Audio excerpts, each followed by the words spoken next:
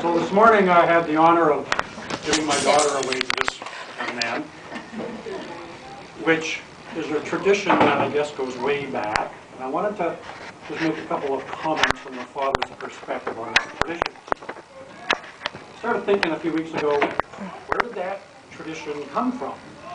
And when you think about it, it obviously goes back to the old countries. It goes back a long time when the tradition was for the groom to request permission from the father to marry his daughter. And I'm thinking about that going, that's interesting that we still practice this thing, because my daughter's never asked me for permission for anything. And then even if she did ask me for permission for something, I could say no and she'd just go do it anyway. And so one has to question, so why do we still practice this tradition? And then you go into that a little further and you realize that there's another aspect of that tradition that in fact still exists today in many countries. And that part of the tradition is where the groom not only has to get permission from the father, he has to pay him money. Or it could be whatever form of remuneration that is decided at the time. Now, and in that case, I've got to say I'm all in favor of tradition. And if that is still kind of in the works, that's okay, just no livestock.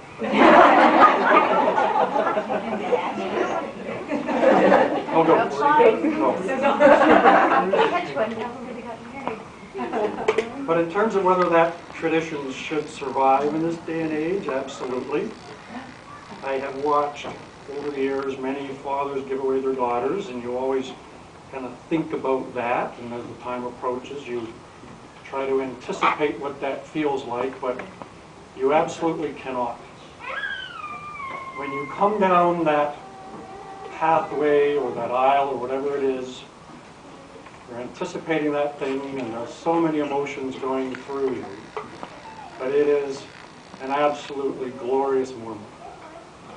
It's a once-in-a-lifetime thing, and I was so proud to be there.